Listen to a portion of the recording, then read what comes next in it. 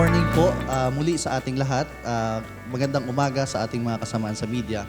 Welcome po sa ating ikasyam na episode ng Arampangan. Ang ating pong magiging topic sa episode na ito ay ang ating budget proposal for the year 2024. Kasama po natin ngayong umaga ang ating Local Finance Committee Chairperson, si Attorney Jetro Palayon, ang ating budget officer, si Sir Carlito Lorenzo, and ang ating Local Finance Committee Secretariat, Ma'am Isabel Ginto. So bago po tayo magsimula ay hihingan natin ng opening statement ang ating chairperson ng Local Finance Committee. Good morning, Attorney Jet.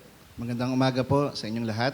So ito pong topic natin for today is about our executive budget for 2024. So maaari po nating simulan sa tanong na ano ba ang basihan ng paggawa ng budget? Meron bang batas na nagsasabi na gumawa tayo ng executive budget? Ang basis po ng paggawa ng executive budget ay walang iba kundi ang ating Local Government Code of 1991. So, base po sa Section 305 ng Local Government Code, sinasabi po dyan na walang pera mula sa kaba ng bayan ang pwedeng gastusin maliban na lamang kung merong appropriations ordinance. So, ibig sabihin po nun, kailangan bago gastusin yung pera mula sa ating local treasury, dapat po ay merong aprobadong ordinansa ang Sangguniang Panlalawigan. Kaya po natin ginagawa yung taon-taon po ginagawa natin yung local expenditure program para meron po tayong dokumento na isasubmit sa Sanggunian kung saan yun naman ang kanilang aprobahan bilang ordinansa. At pag ibalik po yun sa ating local chief executive at kanyang pirmahan, pwede na po nating i-implement yun at pwede na po nating gastusin yung pera ng gobyerno. Base po doon sa ating local expenditure program. Ngayon, kung ano man po ang nilalaman ng local expenditure program, sinasabi rin po ng Section 305 of the Local Government Code, ang lahat po ng public funds ay para lamang sa public purpose. So kung ano man po yung nakalagay dyan, yan po ay para sa pampublikong kapakanan, pampublikong interest. Bawal po yung para lamang sa interest ng ilan. Pagdating naman po sa content and form ng ating local expenditure program, sinasabi rin po ng ating local government code na dapat pag pinas po natin yan sa Sangguniang Panlalawigan, kasama po yung budget message ng ating gobernador. Doon po ay tinatalakay niya yung significance ng executive ng ating expenditure program, alinsunod po sa ating local development plans. And meron din po doong brief discussion, a brief summary ng programs and projects kung saan po inilaan yung ating budget alinsunod sa Section 17 ng ating local government code. Kung iisa-isahin po natin yan, makikita natin sa ating local expenditure program, lahat ng departamento at opisina ng provincial government, nandyan din po yung total amount ng budget for the entire 2024 at kung paano po ito ibinahagi sa iba't ibang departamento at opisina. So, yun po yung nature at basis ng ating local expenditure program. Pagdating naman po sa mga opisyales ng gobyerno na gumagawa ng ating local expenditure program or ng ating executive budget, of course, nandyan pa yung ating governor and yung sanggunian, at nandyan din pa yung ating local finance committee. Yung local finance committee po natin, ang basis po niyan is nasa local government code din. Sinasabi po dyan, lahat ng probinsya dapat ay merong local finance committee na binubuo ng 3 opisyal. Yung ating provincial planning coordinator, provincial planning and development officer, yung ating budget officer, at yung ating provincial treasurer. Nung kalaunan po, pagkatapos may pasa ang local government code, naging practice na po ng iba't ibang local government unit na yung local finance committee ay gawing expanded local finance committee kung saan bukod sa 3 opisyal na nabanggit ay nagkaroon ng karagdagang mga opisyales ng gobyerno na kasali sa local finance committee. Kagaya po namin ni Attorney Cohamco. Ako po ay ang LFC chairman, provincial administrator, member po si Attorney Cohamco. Karagdagan po kami doon sa 3 opisyales na nabanggit po ng ating Local Government Code. So kung matatanong niyo po, ano ba ang function ng Local Finance Committee? Ano bang ginagawa namin tuwing nagmi-meeting kami? So nandyan po yan sa Local Government Code, naka-enumerate yung aming mga obligasyon, aming duties and functions. Pero kung susumahin po natin to, kami po, yung Local Finance Committee, kami yung nag-aaral kung magkano yung estimated income natin for the fiscal year at kami rin po yung nagre-rekomenda sa ating gobernador kung paano po ito hati-hatiin sa mga departamento. So, kami rin po, yung Local Finance Committee, kami rin yung nagmo-monitor kung nagagastos ba ng maayos yung pondo na binigay sa bawat departamento bago matapos yung isang fiscal year. Okay, so kung pagdating po sa pag-formulate ng budget, kami po sa Local Finance Committee, primary officers ng provincial government na involved dito. Pero ang aming kapangyarihan po, ang aming power, aming authority ay recommendatory lang sa ating governor at siya pa rin po ang magde-decide ng pagkakagastusan ng ating pondo. Sa paggawa ng budget, it's part of my discussion, yung budget process. So, kami po sa LFC, gaya na nabanggit ko, kami yung gumagawa, nagre-recommend sa governor. So, sa local government code po, nandyan po yung mga deadlines natin. Maliwanag po sa local government code na sinasabi na on or before October 16 ng kasalukuyang taon, dapat po masubmit na ng local chief executive sa sanggunian ito pong ating local expenditure program. Kung hindi niya po ito magagawa, maaari po siyang magkaroon ng kasong administratibo. Pwedeng maging negligence. At kaya po, dapat ang bawat local chief executive, sinisikap po talaga na kumpletong masubmit yung local expenditure program, yung executive budget sa sanggunian, bago dumating yung October 16. So, mahabang proseso po ang paggawa ng budget. Hindi po yan simpleng dokumento. Marami po kaming kinoconsider. So, as early as ngayong taon po, as early as June 2023, nag-issue na po ang ating governor ng budget call. So, ito po ay reminder or notice sa mga departamento that they have to make their proposals for the budget. So, after po ng budget call, ang kasunod po niyan is yung budget forum kung saan kami namang kaming local finance committee, ilalatag po namin sa mga departamento, sa mga opisina, kung magkano lang yung ating budget for the following year at kung ano lang yung kanilang pwedeng paghati-hatian. So that forum will serve as a guide sa ating mga department heads, sa ating mga program managers, sa paggawa ng kanilang proposal, kung gaano kalaki yung kanilang hihingiin sa budget for the next year. Pagkatapos po ng budget forum ay aantayin na po ng LFC yung pag-submit ng mga departamento, ng mga opisina na kanilang proposal. At magkakandak po kami ng budget hearings. Mahaba po yan, almost 1.5 month yung aming budget hearing kung saan bawat departamento po na nag-submit na kanilang proposal ay aming kakausapin at kanilang ididepensa sa amin kung bakit dapat naming pagbigyan yung kanilang hinihingi. Okay? So may mga pagkakataon po na napagbibigyan, may mga pagkakataon naman na hindi. So pagkatapos po ng budget hearing, ay i-review na po yan ng local finance committee at eventually magagawa na po namin yung local expenditure program na yun naman po ang isasubmit namin sa ating governor at siya naman po yung mag-a-approve nito. And once ma-approve po yan, on or before October 16, gaya ng nasabi ko po kanina, yan po ay sasabit niya sa sanggunian.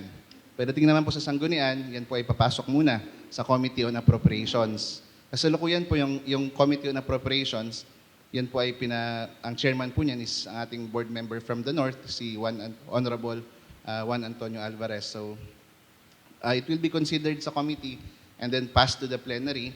Pag i-approve po nila yung ating ordinansa, ang sanggunian po ay meron lamang hanggang katapusan ng taon para i-approve yung local expenditure program. After December 31, hindi pa po nila ito na-aprobahan, may additional 90 days sila based sa ating local government code para aprubahan ito. Kung sakali po na walang maaprubahang budget, ang sinasabi po ng batas ay yung budget ng nakaraang taon, yun din po yung gagamiting budget. So, ang tawag po dun is reenacted budget. So, and in the event po na hindi aprubahan itong ginawa namin, for 2024, ang budget po natin for 2024 is yung budget natin ngayong 2023. And hopefully, sa maiksing pagtalakay ko ay nagkaroon kayo ng overview sa paggawa natin ng ating local expenditure program at ng ating budget for a particular fiscal year. Maraming salamat. Maraming salamat, Attorney Jet, sa isang malalim at malaman na diskusyon tungkol sa budget process at sa Local Finance Committee. Ngayon naman po ay tutungo tayo upang bigyan tayo ng dagdag na kaalaman at detalye kung ano yung naging pagpaparte ng ating budget ngayong taon. Bibigay po natin ang mikropono kay Sir Carlito Bong Lorenzo para sa isang presentasyon. Thank you, Attorney CJ. Good morning po sa lahat. Good morning po sa lahat ng partner nating andito. Yung pong 2024 budget, na isubmit na po natin sa Sangguniang noon pang October 13, 3 days before the deadline. So hindi po ito yung hocus-pocus lang na pang picture lang para kunyari may tinanggap. Ito po ay nasa Sangguniang na and katulad po ng nasabi ni Attorney Jet ay nasa deliberation na po siguro ng Appropriations Committee kasi as mandated by law, pag nasubmit sa kanila yan, dapat bigyan nila ng priority yung pagtalakay sa budget. Subalit ano po ba ang nilalaman ng ating 2024 Local Expenditure Program? Yung karamihan po o halos lahat ng laman ng mga program, projects, and activities ng 2024 Local Expenditure Program is produkto ng pakikipagdialogo ng provincial government kasama sa pangunguna ni Governor Socrates sa lahat po ng sektor ng mga pamayanan dito. Isa na po doon yung usapang Palawenyo. Tapos may mga sectoral dialogues din po sa mga munisipyo. Ano yung mga priority ng mga munisipyo na hindi nila kaya kasi po ang budgeting is bottoms up. Dapat magsuportahan sila sa isa't isa. So, for 2024 po, we expect a total of 4.5 or more or less 4.58 billion pesos na resources ng provincial government para gamitin to finance lahat po ng kanyang mga programs, projects, and activities. Yun pong ating resources for 2024, katulad ng mga nakaraang taon is primarily hinged pa rin, nakatali pa rin po siya sa share natin from national tax allocation, which is more or less 4 billion pesos na nagko-comprise 86.68 billion. Ang 4.5 billion pesos po ikumpara sa 2022 nung implementation ng Mandanas Law. Nung implementation po ng Mandanas Law ay biglang tumaas yung ating share from national taxes. Ito po ay inabot ng almost 5 billion ang ating national budget, provincial budget. 2023, bumaba na po siya ng 4.2 or 4.3 or more or less 600 million na mga projects na hindi po natin, kailangang i-priority po natin ano-ano yung mga ipa-priority doon sa naiwan. Less 600 million. So for 2024 po, nag-increase yan ng more or less 250 million lang. From 3 point something, basta nag-increase po siya ng 250 million something. And sa local revenue naman po, kung mapapansin nyo, ito po yung mga imposed natin na taxes ng provincial government, mga services na nire-render natin. Meron lang po tayong more or less 600 million share from national wealth, 10 million share from PCSO or PAGCOR, 500,000 So total po niyan, more or less, 4,580,000,000. Masyado pong mabigat yung pangangailangan dahil bumabangon tayo simula sa pandemic. Pagkatapos po ng budget forum, nung una naming present sa lahat ng mga department heads at project implementers yung scenario natin for 2024. Ito lang po yung increase. Nag-submit po sila ng budget proposal at ang sobra sa 4.80 ay almost 1.5 billion. So hindi po natin kakayanin, masyadong malaki. Hindi naman po kasi pwedeng i-factor kaagad dyan na mangungutang tayo para doon. Wala naman tayong siguradong source ng income. Yung pong pangutang kasi dapat may sure ka na source ng income at hindi siya isinasama na sa budget. So, para po makonsider ang lahat ng project and upon appreciation ng ating limited resources, kami po sa Local Finance Committee ay nag-prioritize. Ano ba yung mga implementation ready na programs, projects, or activities? Kasi mahirap po kung minsan nagbibigay tayo ng pundo para sa kalsada. Nilagay mo ng kalsada, yun pala wala pang deed of donation, walang road right of way, natapos na lang yung taon, hindi na-utilize yung pera. So, nagpa-prioritize po ang Local Finance Committee dyan. And we see to it din po na ito ay aligned sa Provincial Physical Framework Development Plan at saka sa national din po, national plan na nakahinge din naman sa Action 2040. Yun pong 2024 budget ay pwede po nating ma-classify by expense class. Ito po yung major class ng mga gastusin. Okay. Hindi pa po muna. Yung isa po, by expense. Sige, by sector na lang po muna. Okay. By sector, saan po natin gagasusin yung 4.8 billion? Pupunta po yan sa governance sector. 34% ang kakainin dyan. Yan po yung mga kasama dyan, yung mga pansweldo ng mga tao, mga aid sa local government units. Ganun po. Malaki siya dahil patuloy po na lumalaki rin yung cost ng personal services ng mga tao. Sa human development sector naman po, which comprises or as a share of 31.36% or 1.4 billion, ito po ay sa human development sector. Ito pong nagko-comprise na malaki sa human development sector ay yung ating priority programs para sa health, which is more or less, sa health pa lang po dyan, 1 billion. Ganun po yung priority ng human development sector. Sa general welfare sector naman po, ito yung pagbibigay natin ng mga ayuda, yung mga kababayan natin na tinamaan ng mga disaster, ng mga bagyo para makabangon muli, livelihood programs, rehabilitation ng mga kung ano-ano, andyan po sa general welfare sector. Economic sector po, which includes yung operation ng ating mga economic enterprises.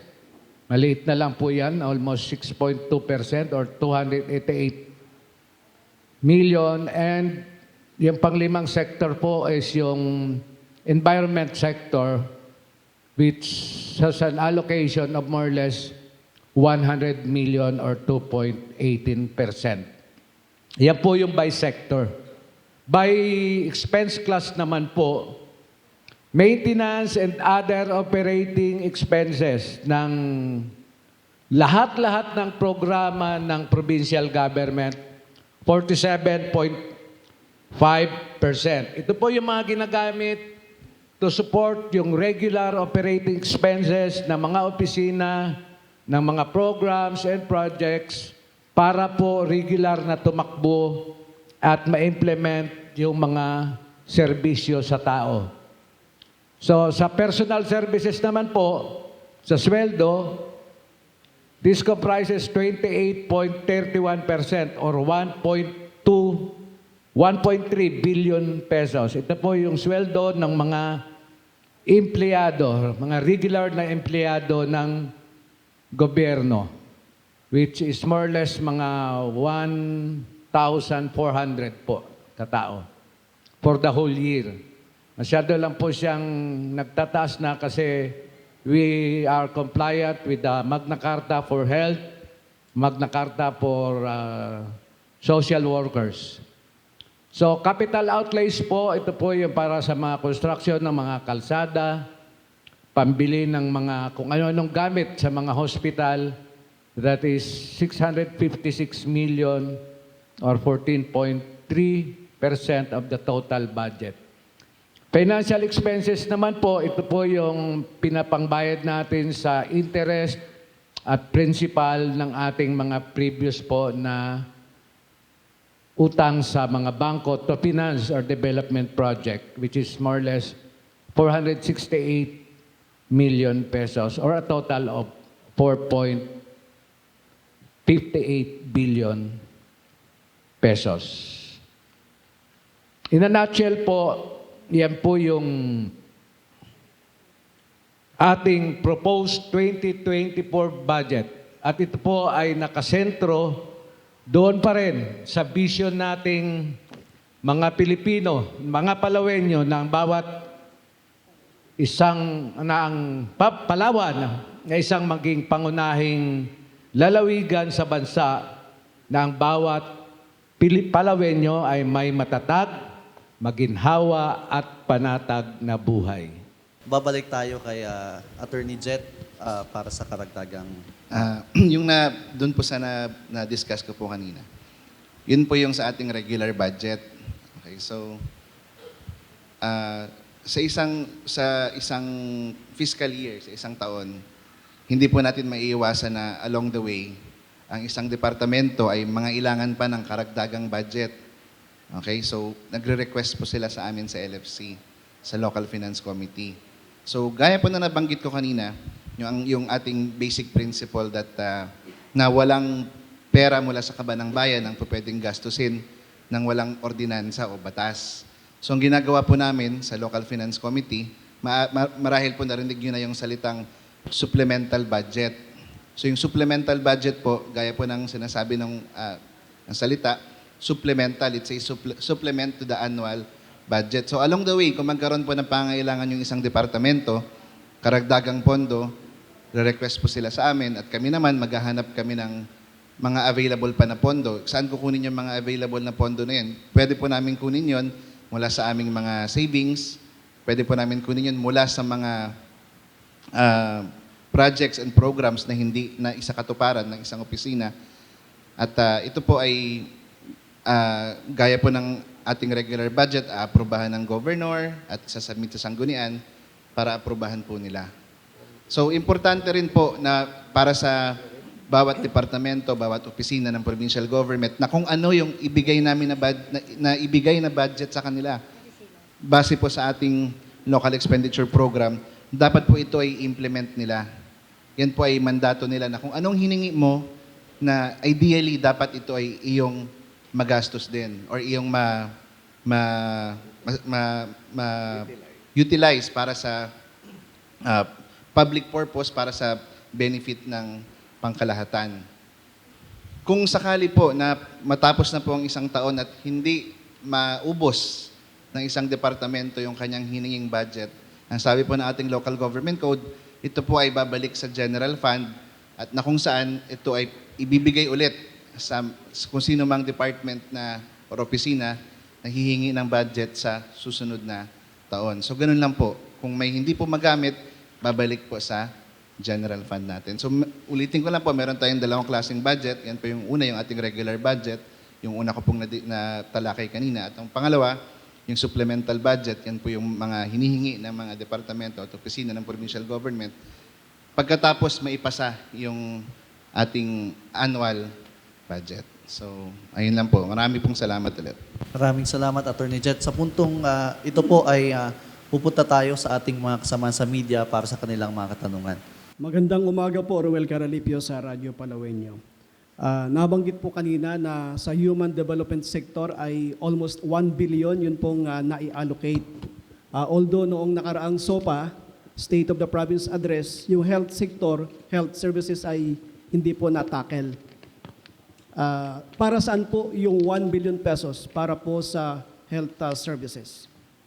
Yun pong pondo para sa human development sector, kasama po dyan, sweldo at saka MOE, yung maintenance and other operating expenses ng 16 na hospital which is operating right now. Total po para dyan lang sa regular operation ng hospital is 819 million. Pasweldo po niyan ay 525 million. Meron po tayong Hospital Development and Management Program. Dito po naman naka-charge yung mga contracts of services and job order ng mga hospital pa rin po, which is 225 million. Yung pong ibang mga maliliit na project na kasama dyan sa human development is katulad po ng Barangay Health Worker Development Program, Nutrition Program, Kilusan Ligtas sa Malaria, counterpart to DOH projects, at saka operations po ng mga laboratory natin, molecular diagnostic lab. Kasama rin po dyan, sports development, anti-drug abuse program, yun pong reintegration ng mga rebelde. Kasama na rin po dyan ng mga dating dependent sa drug. Meron po tayong 2 facility na mini-maintain din para dyan. Peace and Order Program, Rescue 165, Scholarship, kasama dyan. Maliban pa doon sa Special Education Fund, sa scholarship po ng provincial government for 2024, nag-allocate po tayo ng 106 million. Although yun pong huling resolution o ordinance ng Sanggunian is para sa mga scholars, na 50 million, ngayon po nag-allocate tayo, appropriate tayo ng 106 million, medyo papalawakin na po natin yung masasakop ng scholarship at hindi lang po para sa mga medical students. So in all, total po niyan for human development is 1.4 billion. Yun po yung mga nagko-comprise ng mga programs and projects para sa human development sector. Okay. Saan po na bibilang doon, yun pong 20% development fund for 2024 na kung ibabate po sa 4.5 billion na budget ay nasa 1.9 o 1.8 billion pesos.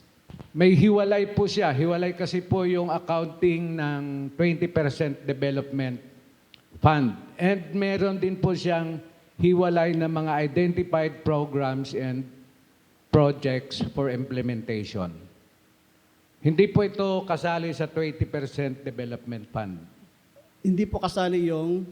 Yung 20%. Ito Opo. pong... Di ba?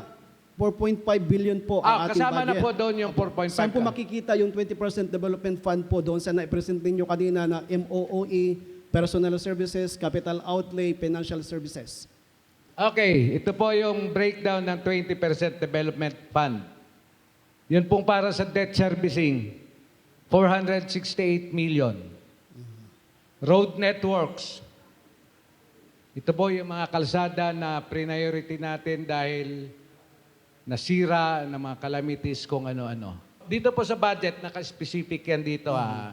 Upgrading ng timber bridge sa Tanaan, mga ganyan po. Concreting of highway junction, Tumarbong, andito po yan. So, yung po mga projects na implement for this year includes road networks. May mga other structures po. Ito ay construction ng evacuation center at saka mga covered court. Yan, sa Nicanor Zabala, sa Coron, sa Taytay. Construction din po ng mga hospitals and health centers. Ito po yung paggagawa ng mga oxygen building sa mga hospital natin. Pagkukonstruct mga 3-story medical arts building with roof deck for helipad. Oh, 2 po yan. Construction ng mga rural health units. Okay, for other land improvements naman po, mostly drainage systems within the hospital perimeter. So karamihan po halos ng 20% development fund ay nakafocus din sa health services. Sa power supply systems naman po, construction ng power line supply para sa Balabac District Hospital at saka hybrid na solar system para sa Araceli Dumaran Hospital and construction of power plant and lines and distribution lines para sa Green Island Village Electrification Project. Total po lahat niyang programs and project na yan is 324 million or a total of 793.8 million para po sa ating 20% development fund. Lastly po, para kay Provincial Administrator. Kasi 16 hospitals po meron. Pero ang karamihan po dyan, ang category is infirmary. 3 lamang po yung parang talagang, ilan po? 3? Ang hospital talaga? 4. 4. Ang category as hospital, yung iba ay infirmary. With that budget po na nailaan sa health services, ma-i-upgrade po ba yung classification ng iba talagang maging hospital at mapakinabangan po ng mga residente sa munisipyo? Una sa lahat, maraming salamat sa tanong. Gusto ko talaga sagutin si Sir Carelipio. Idol ko to nung lumalaki ako. Kayo napapanood ko sa TV, sir.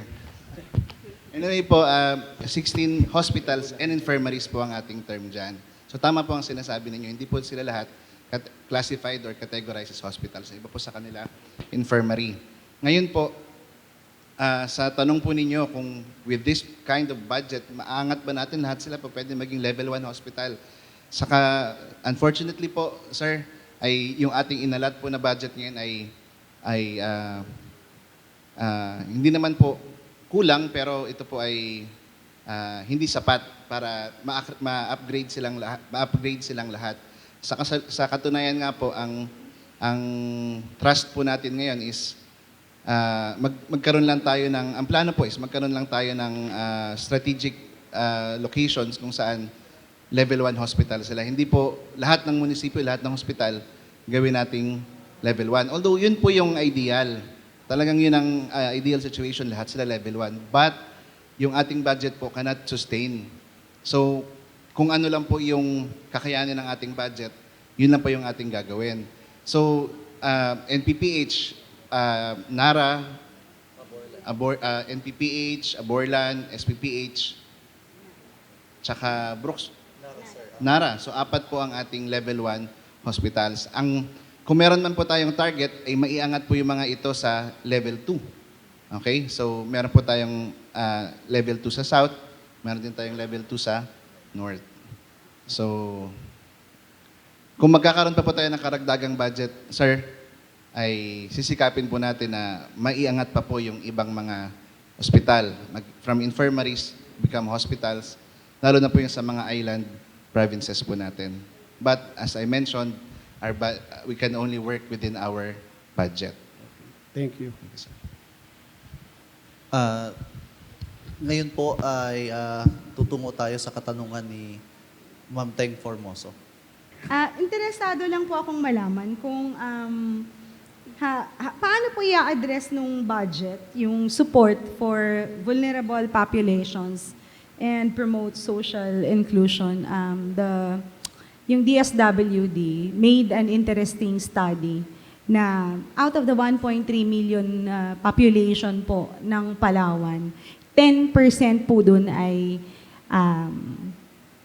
or 130,000 ay chronic poor or true poor. Ang ibig pong sabihin ay sila po yung mga residente na hindi na makaalpas-alpas, sir, sa kahirapan. It would be interesting also to find out what is really our poverty threshold in Palawan to be able to know if that figure, although small, ay matutulungan po. Yun po kasing gustong i-address ng general welfare sector, lalong-lalo na po yung poverty reduction. Hindi po hindi kakayanin kung provincial social welfare lang mag-isa. They should work in With collaboration with the other LGUs. Pero sa atin po dito ngayon, marami po tayong mga project na public welfare program, children's welfare program, gender and development program. Ito naman nagpo-provide tayo sa gender and development program wherein we provide livelihood projects doon sa lahat mga qualified beneficiary. For this year, nag-appropriate tayo ng 83 million pesos doon pa lang. And para naman din ma-address yung access ng mga areas na yan na dapat nakita nila na para medyo ma-alleviate yung poverty. Andyan po naglagay tayo ng mga Roads and Bridges Development Program, 85 million. Support fund sa mga various infrastructure projects na kailangan nila. Almost 36 million. Tapos yun pong pagdi-deliver ng mga pag-maintain and operation ng mga equipments para po gumawa ng mga kalsada para mas maging accessible itong mga vulnerables ay binigyan din po natin ng appropriation, Ma'am Teng. Marami pa pong mga maliliit-liit lang na program at isa na po dyan, mga senior citizens. Meron po tayong inappropriate na 22 million. Yan yung mga medyo big ticket na project po natin. Provision ng social health insurance, cash for work. Marami ito, Ma'am Teng. Gusto mo bigyan na lang kita ng kopya nito. Sa IPs po, interested lang din po. Sa IPs. Sa pag-address kasi, Ma'am Teng, hindi naman siya nakafocus lang sa isang, halimbawa, sa isang sektor. Halimbawa, pag naglagay ka ng kalsada papunta doon sa lugar ng mga IPs, marami ka namang madadaanan na eh. Sakop-sakop na yung mga yon. So, although may mga specific na project na pinopropose yung IPMR representative na i-consider namin, yun po siguro ang magiging specific sa mga IPs. Pero kung yun po ay ini-implement na rin ng mga local, ng mga munisipyo, hindi na po namin sila i-duplicate. Ang isang pinapriority namin ngayon para sa mga IPs is yung construction ng bahay tuluyan sa bawat hospital. Yung po kasing mga IPs, pag nagkasakit ng isa niyan, buong pamilya yan ang bababa kasama yung mga baka. So, yun po, yung construction lang nung bata Brad? pa. Baka talaga. Hindi, pati yung mga alaga nila, dala-dala nila. Ayun. So, yun ang isa sa mga tinututukan natin sa kanila. May mga na-pilot na rin tayo sa Rizal na IP village. Pero mukhang hindi rin talaga mag-connect eh. Parang ayaw nila sa ganon. Gusto nila doon talaga sila sa bundok. Natural na habitat nila. Sige. Sa atin pong second to the last question. Last question natin. Second Mayroon to the po last. si Borge. Isang question lang po sa akin. Nung SOPA po ni Governor Dennis Socrates, nabanggit niya po na gusto niyang pataasin ng 2 times yung sektor ng agrikultura, yung budget for 2024. Nasunod po ba ito? Natupad po ba yung kanyang hangarin na sa 2024 mataas na yung budget ng agriculture at ano pa yung mga programa for the agriculture sector ng Palawan po? Hindi naman po yun kinakalimutan ni Gov. Yun nga lang, dapat lahat is implementation ready. Marami pong gustong mga gawin, katulad ng paglalagay ng parang one-time shop sa agriculture, isang malaking building worth 40 million yata doon sa Mairawan, na hindi pa naman siya implementation ready. Wala kami nakikitang program of work kung paano. Mahirap naman kasi bigyan mo yun kaagad ng pondo ngayon sa 2024, hindi naman niya magagamit. Mas maraming nangangailangan. So, andun pa rin yun. Once na na-present nila yung mga dokumento na yung mga proposed projects ay implementation ready, first available resources ay ibibigay natin na priority sa agriculture. Gaya po, na-discuss po kanina, meron po tayong regular budget at meron din tayong supplemental budget. Okay? So, sa pagdaan po ng, in the passing months po ng isang fiscal year, kung sakali pa yung ating agriculture office, yung ating provincial agriculture office ay magkaroon ng programa, alinsunod po doon sa binanggit ni Governor sa kanyang SOPA, pwede po namin paglaanan yun ng budget based sa available resources through a supplemental budget. So, tama po yung sinabi niyo, sir. Binanggit po yun ng ating mahal na gobernador at yun po ay suportado niya at suportado po namin sa Local Finance Committee. Okay. So, bottom line po, ano po yung sa budget po? At is po ba siya or tumaas po siya ngayong 2023 po? At 2024, sa 2024. Yes, may increase po siya pero minimal sa mga programs and projects nila. Hindi pa siya ganun kalaki. Yung mga big ticket na project kasi may mga requirement pa in collaboration with the national agencies. May mga dapat kaming i-comply dito na hindi pa rin kami maka-move para doon. Katulad ng para maka-download sa total farm mechanization.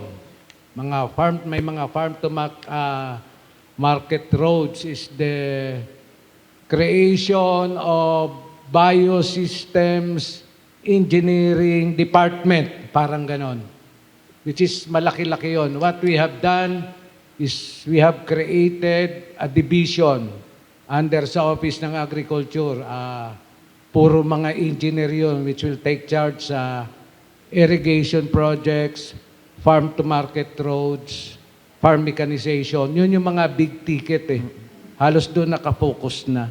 Pero yung mga maliliit-liit lang, may mga minimal na increase kasi parang more of collaboration na lang din with local government units.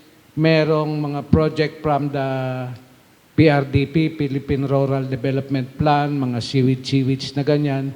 So more of organizational funding na lang yung sa amin. Okay po. And we provided for that.